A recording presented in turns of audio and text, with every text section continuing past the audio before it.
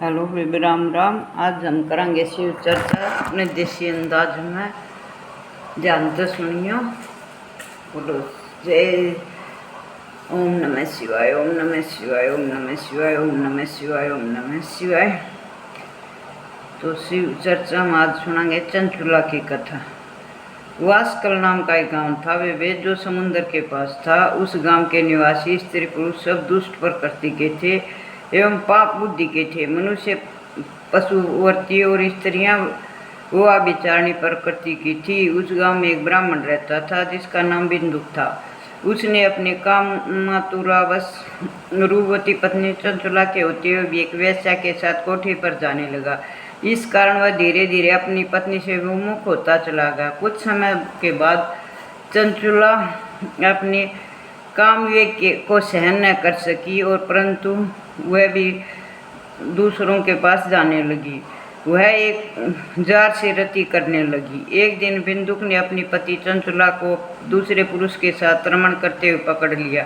वह क्रोध में भर गया। जार पुरुष तो डर कर भाग गया, परंतु बिंदुक अपनी पत्नी चंचुला की पिटाई करने लगा। चंचुला अपने पति से बोली, जब आप मुझे छोड़कर दूसरी वेश्या के पास जा सकते हैं तो मुझे कितना दुख होता है। कभी आपने इसका अनुमान लगाया है?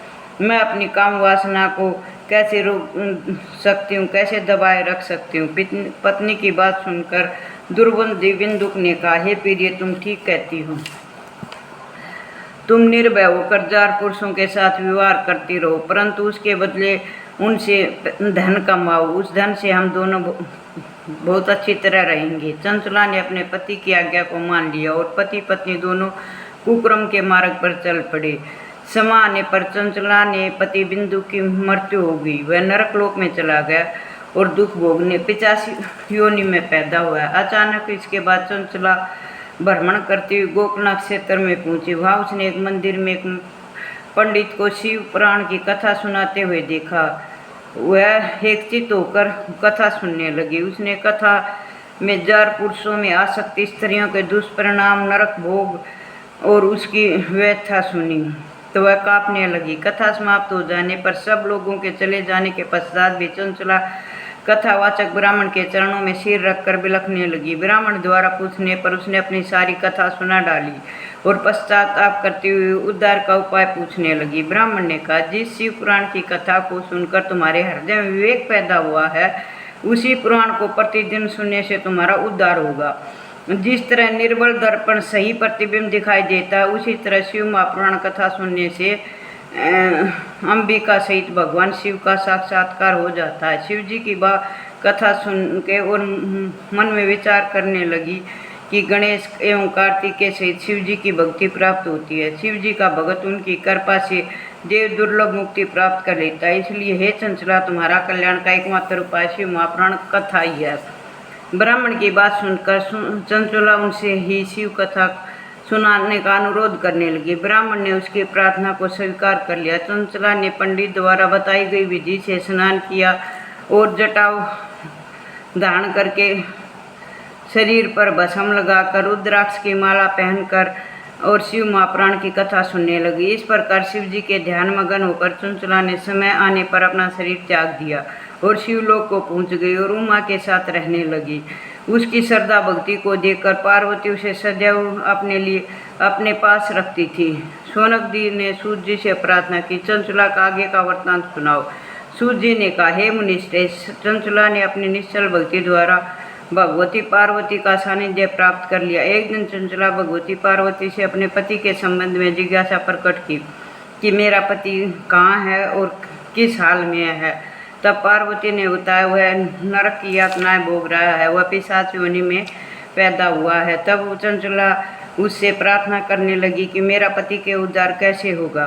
जब उसने बताया कि तुम अपने पति को पिशाच योनि से छुटाने के लिए शिव महापुराण की कथा सुनाओ, उससे उसका उद्धार होगा। माता पार्वती की आज्ञा को मानकर वह तुम्रुका के पास गई और उसने कहा कि शिव महापुराण कथा सुनाने को लिए कहा।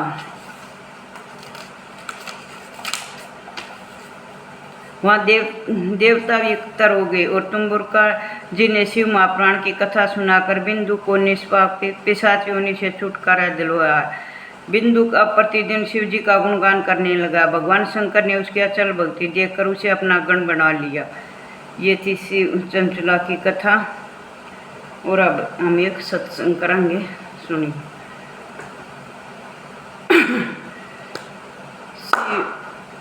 शिव शंकर बोधई बांग दुनिया पढ़ने लगी। शिव शंकर न बोध बांग बुंदिया पढ़ने लगी। गोरा जी ने बोधई हरि हरि मेहंदी। गोरा जी ने बोधई हरि हरि मेहंदी। शिव शंकर ने बोध बांग बुंदिया पढ़ने लगी। ओ शिव शंकर ने बोध बांग बुंदिया पढ़ने लगी। गोरा जी ने काट लई हरी हरी मेहंदी। गोरा जी ने काट हरी हरी मेहंदी। शिव शंकर ने काट लई बांग बुंदिया पढ़ने लगी। शिव शंकर ने काट लई बांग पढ़ने लगी। गोरा जी ने पीस लई हरी हरी मेहंदी। गोरा जी ने पीस हरी हरी मेहंदी। शिव शंकर ने पीस लई भांग बुंदिया